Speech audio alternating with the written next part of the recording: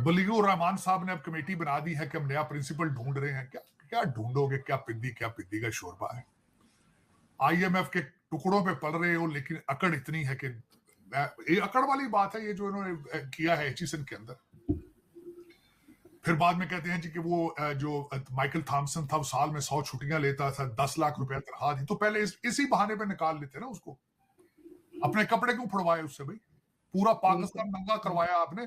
उसने अपने लेटर के अंदर जो लिखा है, उसने कहा कि यहाँ पे पॉलिटिक्स एंड नेपोटिज्म है। नमस्कार दोस्तों, स्वागत आप सभी का हमारे YouTube चैनल डिजिटल रेजिमेंट्स में। जैसा कि आपको पता है, हम आपके लिए लेकर आते हैं एक से एक लेटेस्ट न्यूज़। वैसी ही एक लेटेस्ट न्यूज़ के साथ हम फिर हाजिर हुए आपके सामने। लेकिन उससे पहले अगर आपने हमारे चैनल को सब्सक्राइब नहीं किया है तो प्लीज़ हमारे चैनल को सब्सक्राइब कर लीजिए, और अगर यही न्यूज़ आप फेसबुक चैनल पर देख रहे हैं तो प्लीज़ हमें फॉलो कर लीजिए। तो दोस्तों, हालात पाकिस्तान के आपको पता ही है, दिन प्रतिदिन डाउन होते जा रहे हैं। और जैसे वहाँ पे एक से एक अलग से ट्रेंड चला हुआ है पाकिस्तान को लूटने का, और वहाँ पर स्कैम करने का एक अलग ही तरीका नज़र आता है। हर रोज़ एक नया स्कैम निकल कर आता है। साजिद तर्रार जैसे बता रहे हैं कि रजिया गुंडों में फंस गई है, वैसे ही पाकिस्तान इन नेताओं के बीच में फंस गया, वो भर भर कर उसको लूट रहे हैं। और ऐसे भी बता रहे हैं, साजिद तर्रार बोल रहे हैं जैसे कि पाकिस्तान है जो आईएमएफ के टुकड़ों पे पल रहा है। और ये भी एक सच्चाई है कि पाकिस्तान आईएमएफ के टुकड़ों पे ही पल रहा है दोस्तों। जैसे ही आईएमएफ के पैसे भी नहीं आए, उससे पहले अब उसकी इन्वेस्टमेंट के लिए वहाँ पर पैसे को बांटने के लिए भी विचार चल रहा है, और एजुकेशन के लिए भी वहाँ पर पूरा हंगामा चल रहा है। वहाँ पर एक स्कूल के प्रिंसिपल को निकाल दिया गया है क्योंकि उसने एक वहीं के नेता के लड़के को फर्स्ट या सेकंड नहीं निकाला था और उसकी फीस माफ़ नहीं की थी। इस कारण वो पूरा जोर अपना दिखा के उसको निकाले। तो इसी से रिलेटेड ये बहुत बढ़िया न्यूज़ है दोस्तों। आप अंत तक हमारे साथ में जुड़े रहिए। तो करते हैं न्यूज़ को इस स्टार्ट। तरह से लोगों के ऊपर अटैक्स किए जा रहे हैं। एक बार फिर दासू डैम के जो इंजीनियर्स हैं, चाइनीज इंजीनियर्स, उनको मार दिया गया और सब इस पे बहुत अपसेट है। उससे एक दिन पहले भी आपने देखा होगा कि बीएलए जो है वो अटैक करने लगे थे पाकिस्तान की जो एयरबेस है वहां पर बलूचिस्तान में, सॉरी उधर गवादर के पास। तो वहां पर भी यही हंगामा चल रहा है, मुसलसल अटैक्स चल रहे हैं। देखिए आरजू, इस वक्त पाकिस्तान कई क्राइसिस के अंदर जो है वो घुसा हुआ है, फंसा हुआ है। बल्कि वो जैसे कहते हैं कि रजिया गुंडों में फंस गई है, लेकिन अब क्या करेंगे? 76 साल से ही रजिया फंसी हुई है। निकलने के लिए अब कौन निकालेगा, ये मेरी समझ से बाहर है।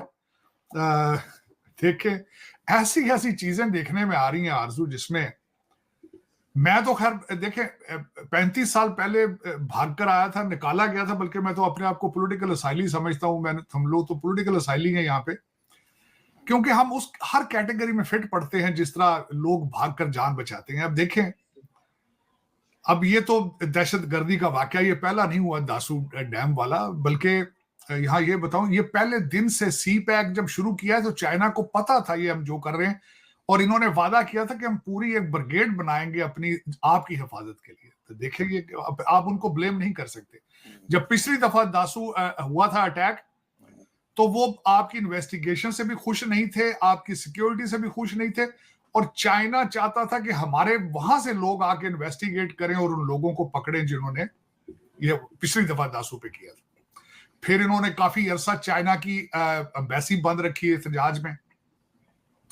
इन्होंने मुर्शद पाक के दौर के अंदर इनके जो कम्युनिकेशन मिनिस्टर थे, उनको मुराद सईद साहब को वीजा नहीं दिया चाइना ने एहतजाज में। कई अरसा वो गए नहीं अपने पीरियड के अंदर। तो फिर ये कहने को कभी जाते हैं, कहते हैं हिमालय से ऊंची दोस्ती है, समंदर से पता नहीं गहरा क्या है, शहद से मीठी है, पता नहीं क्या क्या बातें कर जाते हैं। लेकिन आरजू, मैं ये seriously as a student of political science ये बता रहा हूं। दूसरी दुनिया को तो छोड़ दें, चले आपने जिस तरह बेवकूफ बनाते हैं, आप प्रोफेशनली ट्रेंड हो चुके हैं दुनिया को फ्रॉड लगाने में, लेकिन जब तक अपने पड़ोसियों से रिलेशनशिप ठीक नहीं करेंगे, आप सरवाइव नहीं कर पाएंगे। तरक्की की बात तो बहुत बाद की होती है ना आरजू। तरक्की तब होती है जब एक जिस्म जब जख्मी होता है, ब्लीडिंग हो रही होती है, पहले तो ब्लीडिंग रोकते हैं, दर्द बाद में कम की जाती है। आपकी तो ब्लीडिंग नहीं रुक रही है, आपकी ब्लीडिंग रुकेगी तो तरक्की करेंगे आप हर पड़ोसी के साथ हालते जंग में है। बल्कि मैं कल एक वॉशिंगटन डीसी एक ग्रुप में बैठ के हम डिस्कस कर रहे थे, तो किसी ने मुझसे पूछा कि what is Pakistan foreign policy और व्हाट इज पाकिस्तान डूइंग। तो मैं जब उस डिस्कशन में बैठा तो मुझे एक बंदे की बात ने लाजवाब कर दिया। मैंने कहा यार कि हमारे भारत से भी रिलेशनशिप खराब है, ईरान के साथ भी पिछले महीने जो है वो झगड़ा हो चुका है, एक दूसरे के ऊपर अटैक किए गए हैं। अफगानिस्तान के पीछे हमने सारा मुल्क जला दिया है, उनसे भी नाराजगी है, वो हमारे अंदर घुस घुस के मार रहे हैं। जापानी जो चाइनीज भाईजान है उनसे भी हमने पैसे बहुत ले चुके हैं, सबसे ज्यादा कर्जा उनका है, वो भी हमसे नाराज है सी पैक पे। तो उस बंदे ने एक बात बड़ी, अमेरिकन था, उसने कहा कि सारे कंट्री गलत नहीं हो सकते, इसका मतलब आप ही गलत है। ठीक है ना, सारे कंट्री तो गलत नहीं हो सकते ना। बिल्कुल। आप कहें चाइना भी गलत है, अफगानिस्तान भी गलत है, ईरान भी गलत है, भारत, लेकिन आप ठीक है, ये किस तरह को कहेगा कोई।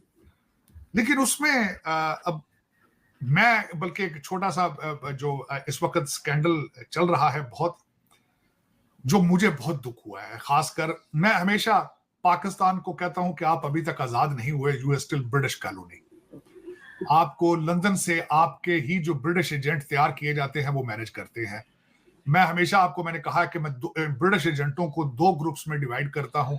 एक जो लैंड ओनर्स हैं, जिनको जो ब्रिटिश थे उनको उनके लिए काम करने की वफादारी के रिजल्ट में वो जमीनें दे गए थे, एक तो वो ब्रिटिश एजेंट हैं।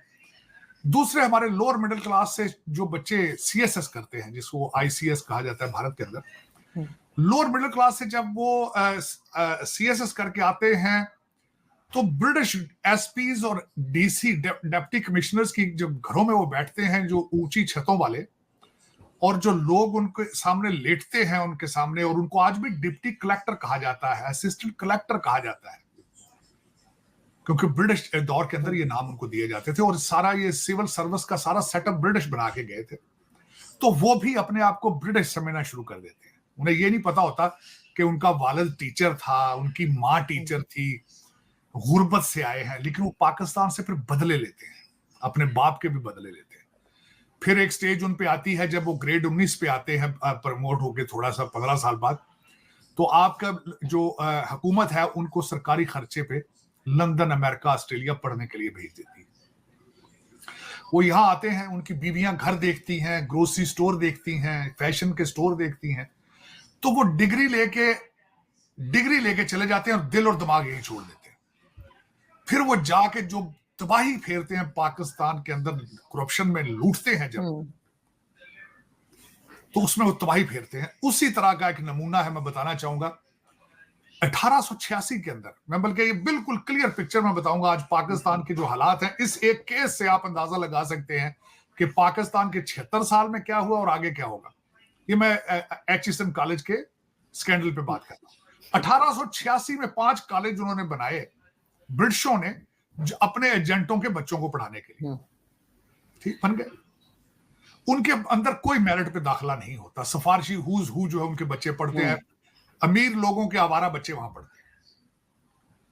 अब वहां पे 2 गैंग्स जो बन चुके हैं, एक आज मैं माफी मांगूंगा, मैंने किसी चैनल में कहा था कि आहद चीमा, मैं बड़ा इंप्रेस्ड हूं कि उन्होंने बड़ा काम किया है और पिछले दौर के अंदर उनके ऊपर बड़े जुल्म किए गए, मैं उस पर माफी मांगना चाहता हूं।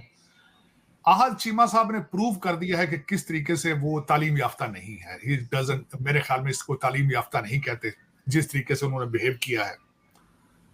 मैं अफसोस है मुझे उस पे। और दूसरा मैं माइकल थॉमसन, जो कि ऑस्ट्रेलियन इस वक्त उनके प्रिंसिपल हैं, उन्होंने आपके सिस्टम के कपड़े उतार के रख दिए। और मेरे भाईजान गवर्नर जो है, उनकी दाढ़ी देखें जरा, उन्होंने जो वारदात, ये 2022 से केस चल रहा है, उनकी बीवी भी सीएसएस ऑफिसर है। ये पढ़े लिखी माफिया और गैंग्स जो हैं, ये सारे, इनके कपड़े उतार दिए हैं माइकल थॉमसन ने। आफरीन है, मेरा हीरो है वो, उसने रिजाइन उठा के मुंह पे मारा, उसने कहा ये पकड़ो और ये अपने आवारा बच्चे खुद ही पढ़ा लो, मैं जा रहा। बलीगुर रहमान साहब ने अब कमेटी बना दी है कि हम नया प्रिंसिपल ढूंढ रहे हैं। क्या ढूंढोगे, क्या पिद्दी का शोरबा है। आईएमएफ के टुकड़ों पे पल रहे हो, लेकिन अकड़ इतनी है कि ये अकड़ वाली बात है, ये जो इन्होंने किया है एचिसन के अंदर। फिर बाद में कहते हैं जी कि वो जो माइकल थॉमसन था, वो साल में 100 छुट्टियां लेता था, 10 लाख रुपया तनख्वाह थी, तो पहले इसी बहाने पे निकाल लेते ना उसको। अपने कपड़े क्यों फड़वाए उससे भाई? पूरा पाकिस्तान नंगा करवाया आपने। उसने अपने लेटर के अंदर जो लिखा है, उसने कहा कि यहाँ पे पॉलिटिक्स एंड नेपोटिज्म है, and there is no room for these two things in in academic school, there is no. लेकिन शर्म हमको मगर नहीं आती। कौन सा है? मैं दो लोग मुझे बहुत याद आए जब मैंने ये सारा स्कैंडल देखा। एक मुझे विंस्टन चर्चिल याद आए, जिन्होंने कहा था कि ये लोग अपने आप को गवर्न करने के काबिल नहीं, हम अभी मजीद 50-60 साल इनको इजीली इनके ऊपर रूल कर सकते हैं, गवर्न कर सकते हैं। ये विंस्टन चर्चिल ने कहा। मेरी ये चीमा साहब की डिग्रियां, ये बलीगुर रहमान साहब की दाढ़ी जो है, इससे ये नहीं नजर आता कि ये पढ़े लिखे या कोई अच्छे मॉरल वाले लोग हैं।